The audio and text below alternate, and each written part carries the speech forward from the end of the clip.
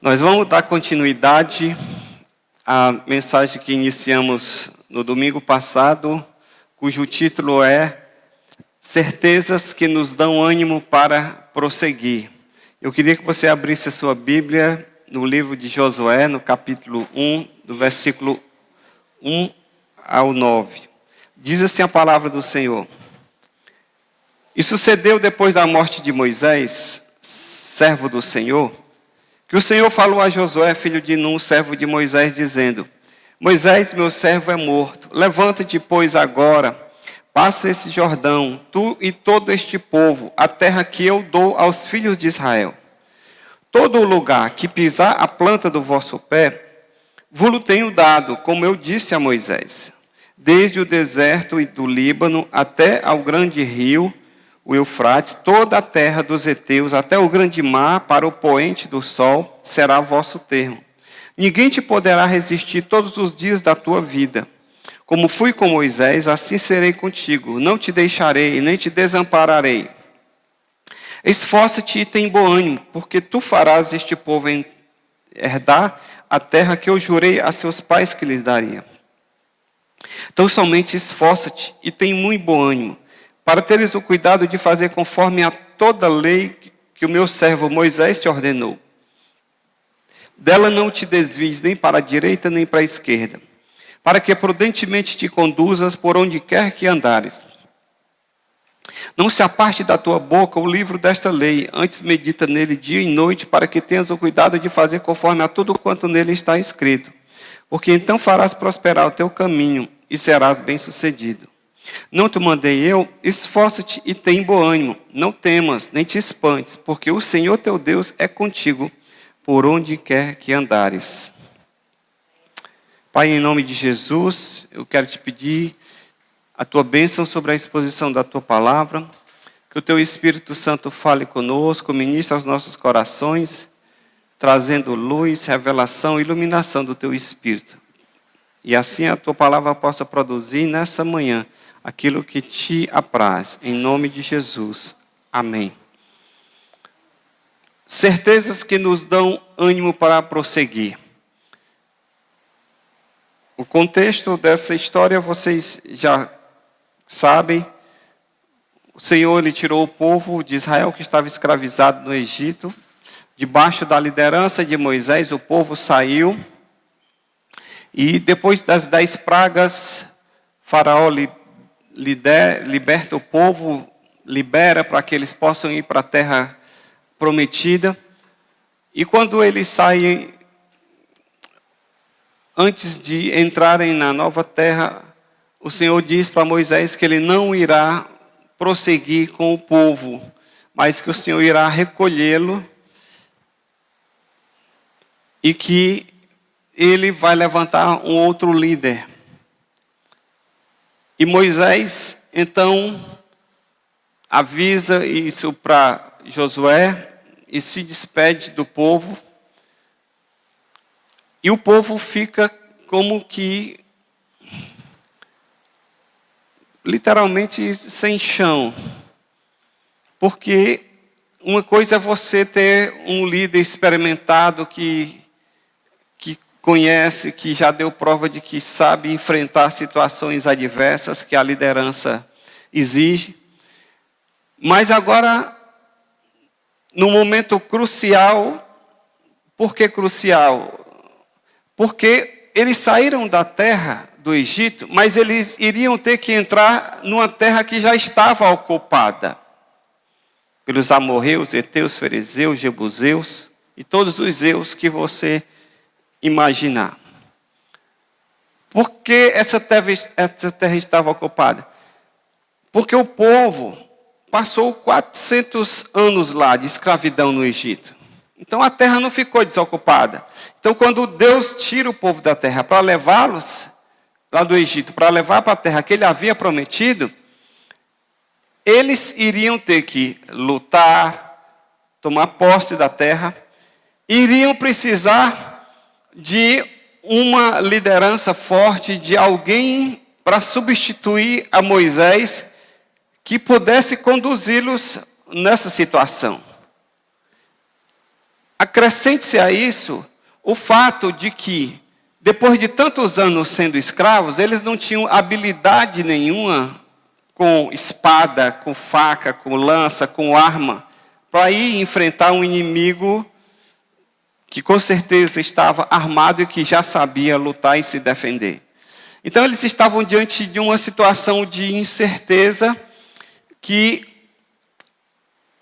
o que eles tinham era só a palavra que Deus tinha dado a Moisés, reiterando aquilo que Deus já havia dado a Abraão, quando chamou a Abraão lá em Gênesis 12.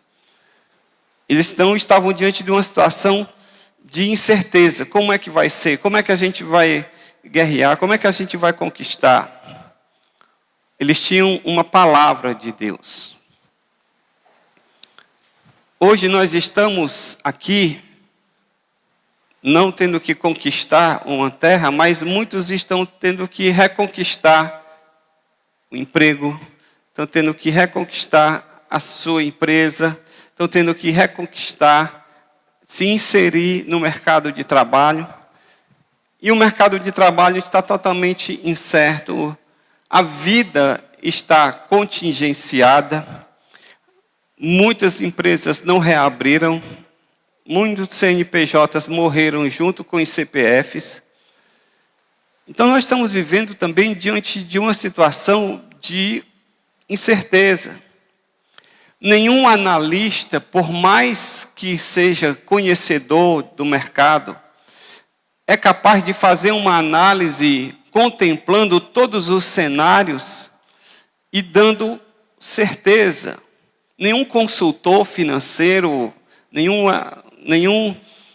analista de mercado tem condição de garantir, de precisar que vai acontecer isso, ou aquilo. O momento é de incerteza na bolsa, é de incerteza na economia, é de incerteza na saúde. Como é que vai acontecer? Será que a gente vai conseguir mesmo vencer esse vírus? E será se não vem outro depois dele? Será se não vai ter uma segunda onda? Ou seja, nós estamos diante de uma situação que muitas pessoas estão desanimadas. Muitas pessoas até reabriram os seus comércios, até reabriram as suas lojas, mas não aparece gente, não aparece cliente. Ele passa o dia lá e não entra uma alma viva do seu comércio. E ainda tem o custo de toda a questão agora da higienização, do cuidado, e que tem que gastar com produtos para poder preparar o ambiente, tornar o ambiente seguro. E agora, como é que vai ser? Quando a gente lê esse texto, a gente observa algumas verdades que esse texto traz, que, assim como deu ânimo a Israel para continuar, mesmo após a morte de Moisés, nós podemos tirar os ensinamentos que podem também nos dar ânimo para nós continuarmos a nossa jornada na fase em que nós nos encontramos. E uma das verdades que eu queria compartilhar com você hoje é que o Senhor, Ele cuida dos seus e nunca os deixa à mercê da sua própria sorte. Eu vou repetir. O Senhor, Ele cuida dos seus e nunca os deixa à mercê da sua própria sorte. Olhe no versículo 2, o Senhor diz, olha, Moisés, o meu servo, é morto. E aí ele fala agora para Josué, levanta-te e passa esse Jordão. E todo este povo, para onde? A terra que eu dou aos filhos de Israel. Em outras palavras, o Senhor está dizendo para Josué o seguinte, Moisés não vai continuar, mas eu estou aqui. Eu vou continuar. Passa o Jordão. Vamos continuar a jornada, vamos continuar, porque eu dou esta terra, vocês vão ter que conquistar, mas eu estou atrás, eu estou na retaguarda, eu estou cuidando, eu estou zelando, eu estou provendo todos os meios, porque eu é que dou esta terra aos filhos de Israel. O Senhor, Ele não nos deixa, irmãos, à mercê da nossa própria sorte.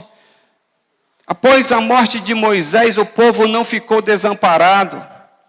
Mas o Senhor imediatamente ele levanta Josué para liderar o povo na posse dessa terra que ele havia prometido, não só a Moisés, mas que ele havia prometido inicialmente a Abraão, lá em Gênesis 12, quando o Senhor disse: sai da tua terra, da tua parentela, e vai para uma terra que eu vou te mostrar.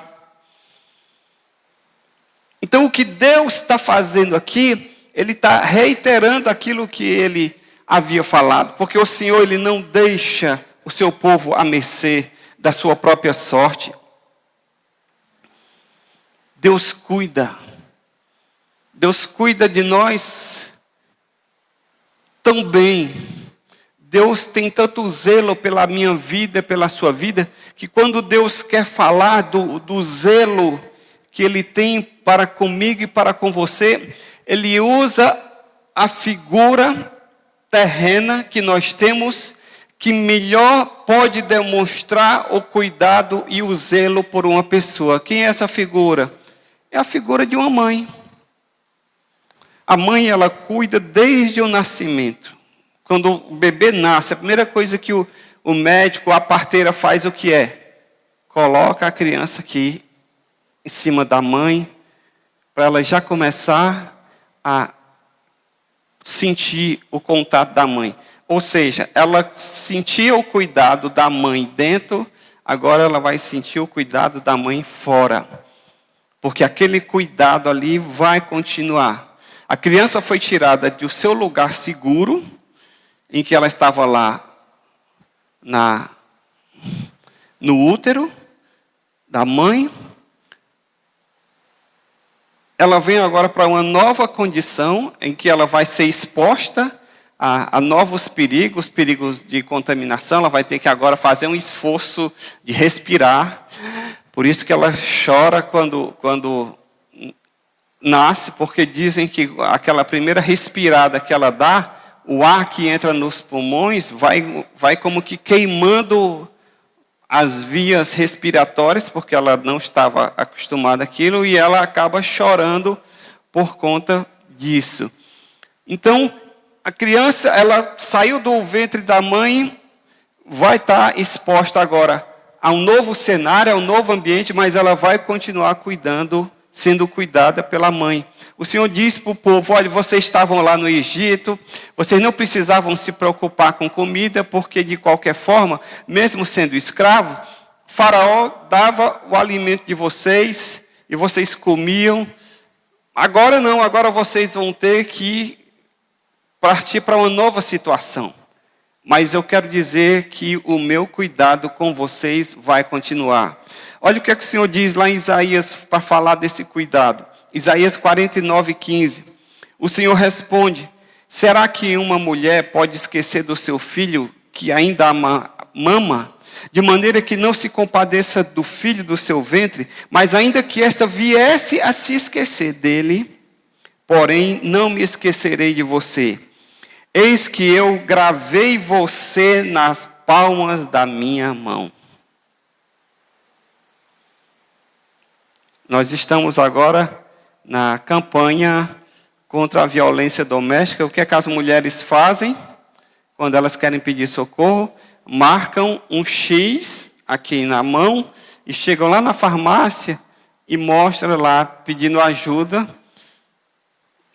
através do sinal da palma das mãos.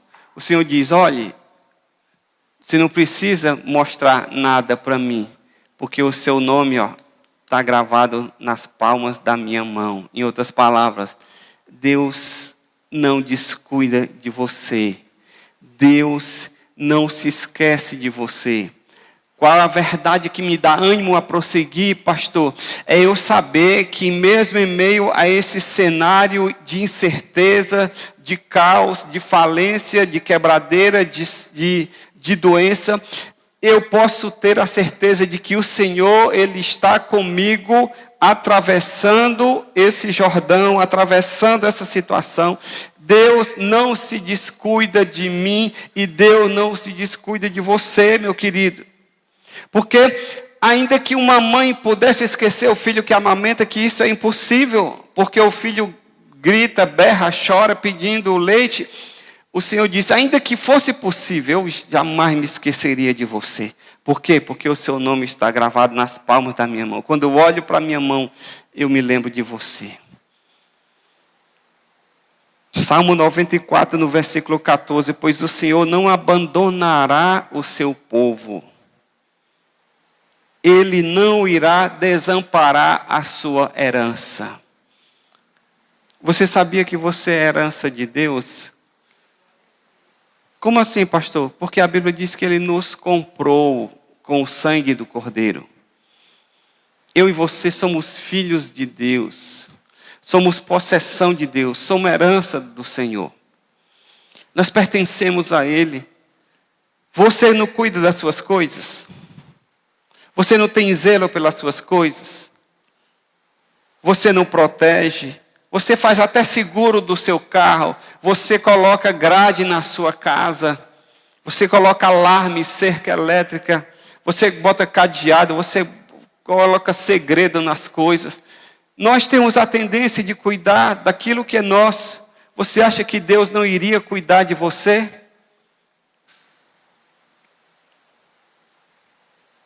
Na sua vida, você precisa entender algo.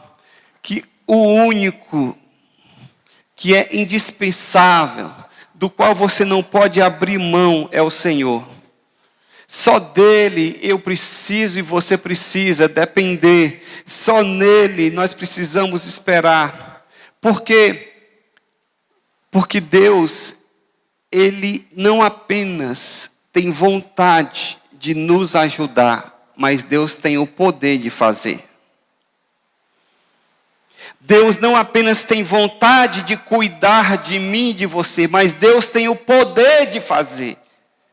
Eu posso muito bem olhar para você, me solidarizar com a sua situação e ser impotente para realizar qualquer ato para lhe ajudar.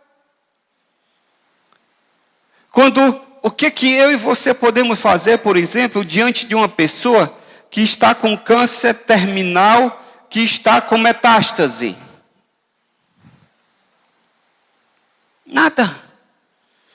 Mesmo que você for um oncologista, cirurgião que trata de câncer, e você opera as pessoas.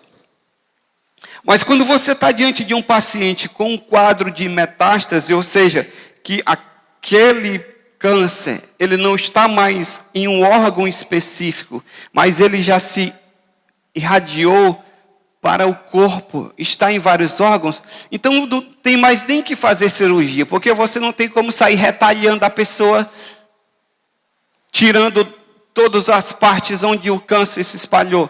O médico abre, olha, identifica que houve metástase, o que é que ele faz? Fecha, manda levar para casa, para passar os últimos dias em casa, porque ele não tem mais nada o que fazer. Nós servimos a um Deus, irmãos, que não apenas tem vontade de fazer, mas nós servimos a um Deus que tem poder de fazer. E isso faz toda a diferença. O Senhor disse, eu vou com você, eu vou entrar nessa terra. Vocês não vão só. Não tirei vocês lá do Egito para morrer aqui no deserto ou na mão dos inimigos. Eu vou estar com vocês. Eu estarei com vocês. Não vou estar. Eu estarei com vocês.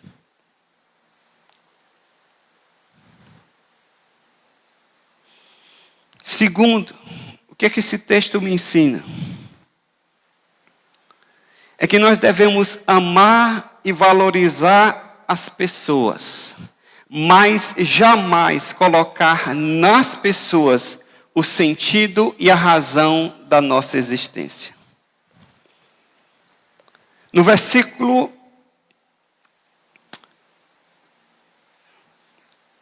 2, o Senhor diz, olha, Moisés, o meu servo, é morto. Ele não vai continuar. Josué, o seu referencial era quem? Moisés. Moisés era o seu líder, Moisés lhe forjou. Mas deixa eu lhe dizer uma coisa, Josué.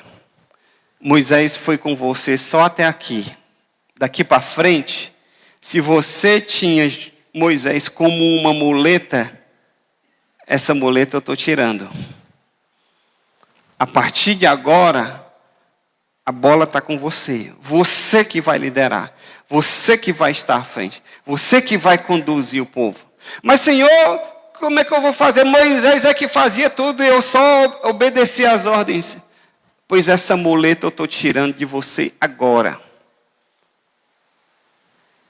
Nós devemos amar, irmãos, e valorizar as pessoas que Deus coloca ao nosso redor, ao nosso lado. Meu pai, minha mãe, minha mulher, meus filhos, meus irmãos, meu chefe, meu empregado, seja lá, pessoas que circundam a minha vida, que me dão apoio, que me ajudam, que de alguma forma são importantes na minha caminhada. Mas eu não posso colocar o sentido da minha vida, da minha esperança, nessas pessoas. Por quê? Porque essas pessoas, pode ser que não vão comigo até o fim da jornada. E ainda que elas possam ir até o fim da jornada, não existe nenhum ser humano na face da terra que possa suprir a minha vida em todas as áreas. Não existe uma pessoa que seja capaz de ser tudo aquilo que eu preciso, como a gente fala quando canta do Senhor. Tu és tudo que eu mais quero, tu és tudo que eu preciso. Não existe uma pessoa que seja capaz de ser tudo para nós. Moisés foi o mentor de Josué e com certeza a sua ausência foi sentida. Mas Josué seguiu em frente, pois os seus olhos eles não estavam postos em Moisés, mas no Senhor. Todo relacionamento, por mais prazeroso, por mais relevante que ele seja, ele precisa ser visto por nós numa correta perspectiva. O que é isso, pastor? Nem superestimar e nem subestimar. Nem supervalorizar e nem desprezar. Coloca as coisas na medida correta. Eu gosto muito daquela ilustração que diz mais ou menos assim, que a nossa vida, a nossa jornada é como se fôssemos um vagão de um trem, em que a gente sai de um lugar com destino a um outro lugar. E nesse vagão desse trem, ele tem várias estações. Quem já andou de metrô sabe como é que é. Você tem várias estações. E a cada estação, o que é que acontece? As portas se abrem, pessoas saem do vagão e pessoas entram no vagão. Depois as portas se fecham e a viagem continua. Assim é a nossa vida. Muitas pessoas entram na nossa vida, demoram um tempo, depois saem e entram outras pessoas. Essa é a jornada da vida. Quantas pessoas já fizeram parte da sua história que hoje não estão mais no seu convívio? Algumas porque morreram, algumas porque se mudaram, algumas porque aconteceu algum problema com você, que se desgostaram e deixaram de frequentar a sua casa, ou você deixou de frequentar a casa delas. O fato é o seguinte, é que pessoas entram e saem da nossa vida durante a nossa jornada. Quando os meus filhos eram pequenos, a gente morava em condomínio e eles tinham lá os amiguinhos do condomínio que brincavam com eles. E amigão do peito, né? Criança se apega muito, amigo do peito e tudo era aquele amiguinho e tudo. E às vezes quando estavam em casa, os irmãos brigavam um com o outro. Aí eu chamava os dois, eu dizia, olha, esse amiguinho que hoje está aqui, que você está, é seu amigo do peito, é tudo para você, e que você se estranhando com o seu irmão aqui dentro de casa, eu quero lhe dizer, um dia, esse seu amiguinho aí, ele não vai mais fazer parte da sua vida. Mas esse seu irmãozinho que está aqui, que você fica aí com birra com ele, esse aqui vai com você durante toda a jornada. Dito e feito.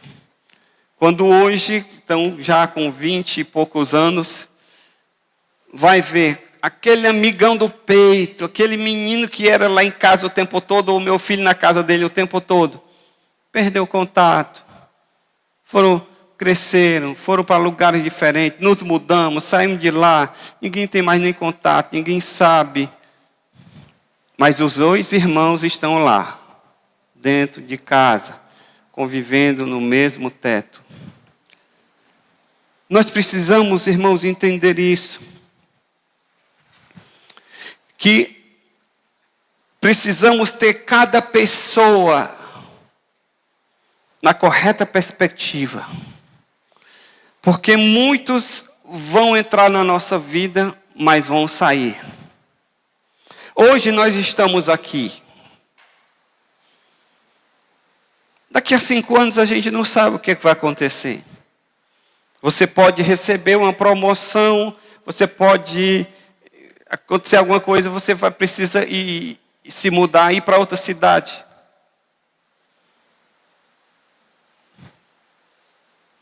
E aí você vai perder o convívio. Vai ficar a amizade, mas o convívio não vai continuar. E nós não podemos fazer de uma outra pessoa o tudo da nossa vida. O tudo na nossa vida tem que ser o Senhor. Ele é a nossa porção. Ele é a nossa herança. É a Ele que nós precisamos nos apegar e depender. Fazer dele a porção máxima da nossa vida. Olha o que o salmista diz no Salmo 142, versículo 5. A ti, Senhor, eu clamo, tu és o meu refúgio, a minha porção na terra dos viventes. Quem é a minha porção na terra dos viventes? É a minha mulher? Não. Quem é a minha porção na terra dos viventes? É os meus filhos? Não. É o meu pai? Não. São os meus irmãos? Não. A minha porção é o Senhor. Ah, pastor, e onde é que está o lugar dessas pessoas? Como eu falei, cada um, na sua correta perspectiva, dá o devido valor, amar, valorizar, cuidar, estimar, mas jamais fazer deles o tudo na minha vida. Eu jamais vou chamar minha mulher, vida, vem cá, vida. Não, ela não é minha vida é o Senhor. Eu posso chamar de amor, amorzinho, pequena, querida, amor. Alguns chamam de anjo, querido, bem. É bem, né? Pronto. Mas vida não é minha vida é o Senhor. Ele é o sentido da minha vida, Ele é o sentido da minha existência. Amém? Moisés foi importante para o povo de Israel, foi. Mas Moisés passou. E quem continuou com o povo? O Senhor. Porque Josué também passou. E assim muitos na história de Israel passaram. Mas o Senhor que conduz o fio da história. E conduz até hoje. Amém? Então, qual uma verdade que me dá ânimo para continuar? É que eu preciso amar e valorizar as pessoas enquanto Deus permite que elas estejam no vagão da minha vida.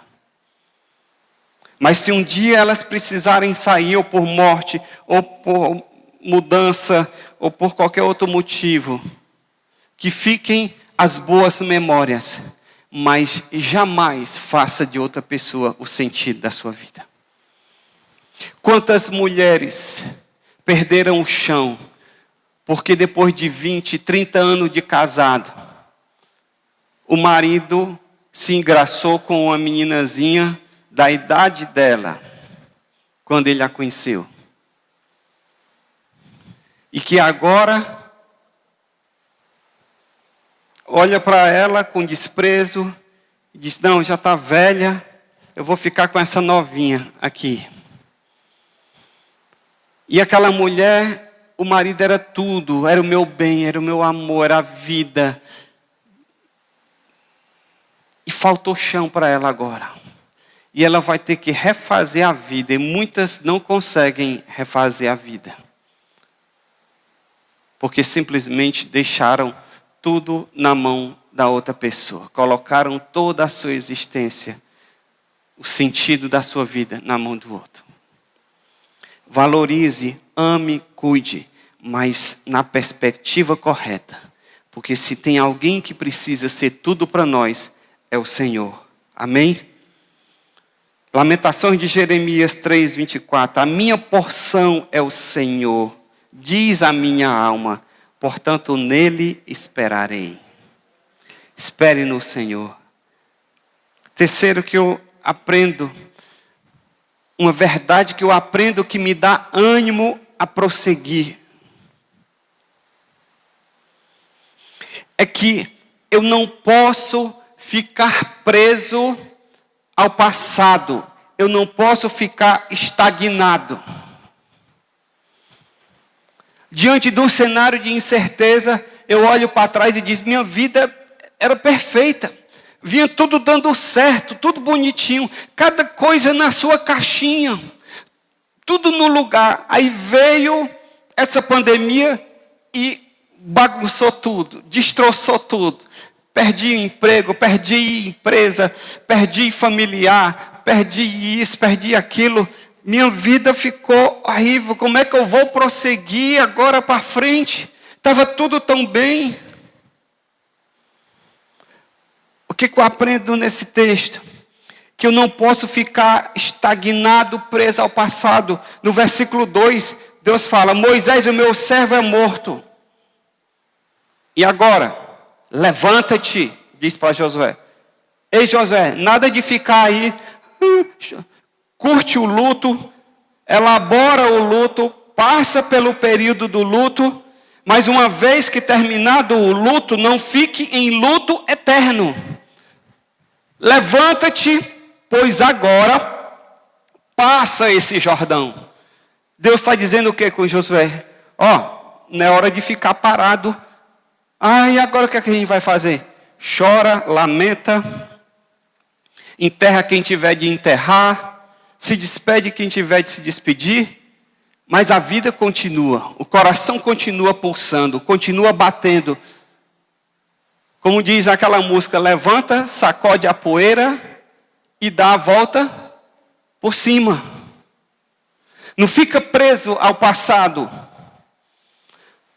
Concomitante à morte de Moisés, Deus imediatamente levanta Josué para dar cumprimento aos seus propósitos na vida do seu povo. Irmãos, Deus sempre nos faz olhar para frente. Entenda isso. Deus sempre nos faz olhar para frente. E quando Ele nos permite olhar para trás, é para nos ensinar algo, mas jamais para nos manter presos ao nosso passado, por melhor ou pior que tenha sido. Tem muita gente que vive presa ao passado. Ou porque o passado foi bom, ou porque o passado foi ruim. Como assim, pastor? Muita gente vive presa ao passado ruim, porque naquele passado ela foi traumatizada, naquele passado ela foi traída, naquele passado ela foi desprezada, naquele passado ela sofreu. E ela não consegue levantar, sacudir a poeira e dar a volta por cima. Ela sempre ficou presa lá, na mágoa, na ira, no ressentimento. E está sempre voltando. Um dia eu vou descontar. Um dia eu vou me vingar. Ela não consegue perdoar, ela não consegue passar. Outros ficam presos no passado porque o passado foi muito bom. Tudo era lindo, maravilhoso. E como dizia a música, até debaixo d'água O nosso amor era mais gostoso. Tudo era bom. E agora, olha o caos. Olha o cenário de caos que eu estou vivendo. E a pessoa quer voltar ao passado. Porque no passado, ai como era bom o meu tempo. Vocês lembram? Vem aquelas pessoas que dizem, a vida hoje não é boa. Bom era no meu tempo.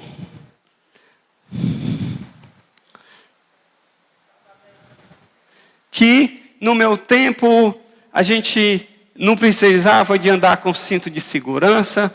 Bom era no meu tempo porque o metiolate ardia. Bom era no meu tempo porque não tinha esse negócio. Eu bebi muita água em lata de óleo Pajeú. Cavava aqui uma caciba no meio da água aqui da terra. Aí pegava uma lata de óleo Pajeú, bebia. Aí os meninos do time de futebol, tudinho, era só fazendo fila, na mesma lata. Hoje estamos aqui, todo mundo de máscara, 2 metros um do outro. Isso é a vida. Bora no meu tempo. Ok. Foi bom no seu tempo, mas a vida continuou. O mundo passou. Estamos hoje aqui, o metiolate não está ardendo mais. Tem que usar máscara. É cheio de coisa, usar cinto de segurança. Tem que... uma série de protocolos. Mas é a vida que eu estou tendo hoje, é a realidade que eu estou vivendo. Então eu preciso viver nessa realidade. Eu não posso ficar preso ao meu passado, eu não posso ficar olhando para trás. Experimente dirigir um carro olhando só para o retrovisor. Você vai bater. Porque o retrovisor, ele existe no carro, o retrovisor aqui na frente, e outro, um do lado esquerdo, outro do lado direito. Para que o retrovisor serve? Quando eu olho para o retrovisor, ou seja, para trás, para o meu passado, é só para me ajudar a ir adiante. Eu vou virar aqui para a esquerda, eu dei a sinaleira, mas eu olho aqui para ver se não vem um motoqueiro passando aqui e eu vou bater nele, ou um outro carro. Eu olho para trás. Tem N motivos pelos quais eu uso um retrovisor. Mas o retrovisor ele não foi feito para eu ficar olhando para ele. Eu tenho que olhar para frente. Porque se eu não olhar para frente, eu não vou muito longe, porque eu vou colidir. Assim é a vida. O meu passado, por melhor que ele tenha sido, ou por pior que ele tenha sido, passou. A liderança de Moisés, por melhor que tenha sido, Deus disse, tá bom, foi até aqui. E Deus sabe o melhor. Poderiam ter dito, mas Senhor, o Senhor tem certeza dessa estratégia? Vai tirar Moisés, um cara experimentado, experiente, que sabe onde dorme as andorinhas, para botar esse Josué aí? O Senhor não está sabendo direito o que é que vai fazer. Deus disse, eu sei. Por quê? Porque Deus não está limitado, irmãos, no tempo e no espaço. Para Deus não existe o ontem, o hoje e o amanhã. Todas as coisas estão descortinadas. Ele é o eterno. Ele é antes de todas as coisas. E vai continuar sendo depois de todas as coisas. Porque a Bíblia diz que um dia essa nossa realidade aqui, ela vai passar. Esses elementos se desfarão ardendo em brasas. Essa é a linguagem que Pedro usa.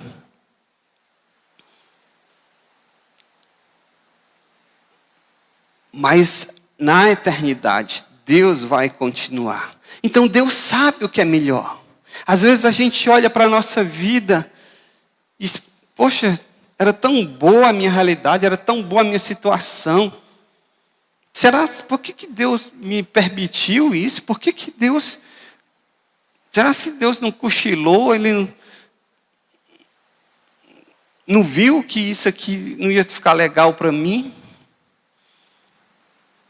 Todas as coisas cooperam juntamente. Eu gosto desse juntamente. Porque esse juntamente, o que é que está querendo dizer? É tudo.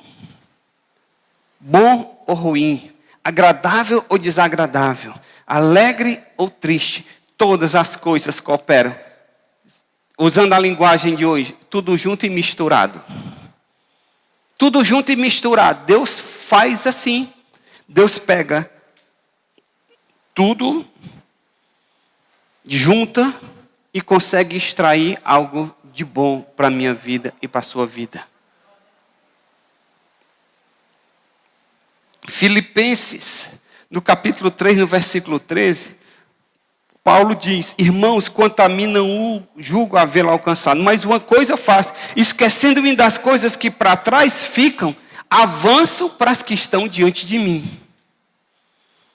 Paulo dá aqui um exemplo de pessoa que não vive presa ao passado. Ele diz, esquecendo-me das coisas que para trás ficam. Ah, pastor, desprezando o passado? Não. Mas é porque cada dia que Deus nos permite viver, é porque Deus tem coisas novas. Deus é tão sábio, irmãos, que Deus diz assim, viva no presente. Não viva no passado, mas também não viva no futuro. Como assim, pastor? O Senhor diz, não andeis ansiosos com o dia de amanhã, porque basta a cada dia o seu mal.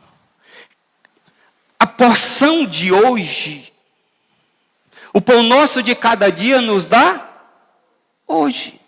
Senhor, o pão nosso de cada dia nos dá hoje. E até o restinho do ano aí, só para poder eu ficar tranquilo. Não, o pão nosso de cada dia nos dá hoje. Porque Deus tem a porção do dia. A graça dele é para hoje. E para amanhã, pastor? Amanhã será hoje, que é o hoje. E amanhã a graça de Deus vai estar comigo, porque as misericórdias do Senhor se renovam a cada manhã. Então, Deus tem a porção do dia. Eu vivi ontem, a comida que me alimentou ontem, ela serve para hoje? Não. Porque provavelmente a comida que eu comi ontem, hoje, talvez, ela já esteja lá no interceptor oceânico. Já fez digestão, já foi excretada, deu descarga, já entrou no sistema da CAGES, já está lá no interceptor oceânico. Você já extraiu as vitaminas, os nutrientes da alimentação de ontem. Então a alimentação de ontem foi para ontem. Hoje o seu organismo quer um novo alimento. Quem mais entende dessa verdade aqui é o Marquês. Porque ele diariamente, toda vida ele diz, Senhor, é a comida de hoje. Obrigado pelo almoço de hoje. Porque o de ontem já foi. Que você possa entender isso. A porção de hoje. O passado foi bom. Amém. Fica aqui a memória. Mas eu estou vivendo hoje. E eu amanhã, deixo amanhã nas mãos de Deus. Ele não te pertence. Uma coisa eu faço, esquecendo-me das coisas que para trás ficam. Avanço para as que estão diante de mim. Hebreus 12, 1. Corramos a carreira que nos está proposta. Corramos com perseverança.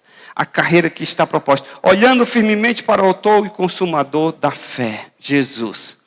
Não vou ficar olhando para trás. Vou correr para frente. Porque o que Deus tem para mim é para hoje e para adiante. Quando Ele me permitia olhar para o passado, é fazer o que fez com Davi. Davi, quando estava diante do gigante Golias, o que foi que Davi fez? Ele olhou para o passado. Como pastor, ele disse, eu já enfrentei um leão e um urso. E Deus me deu vitória. Então esse é mais um gigante que eu vou ter que vencer. Ele olhou para o passado só para trazer à memória aquilo que podia lhe dar esperança, ânimo, para poder enfrentar o presente. Que o presente não era mais o leão nem o urso, o presente era Golias. E era Golias que ele iria ter que derrotar.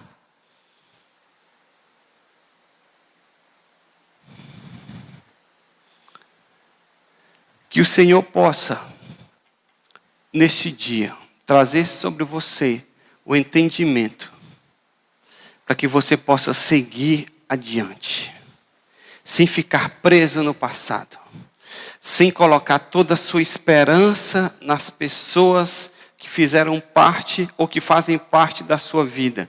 Que você possa amá-las e valorizá-las, mas jamais fazer delas o tudo na sua vida.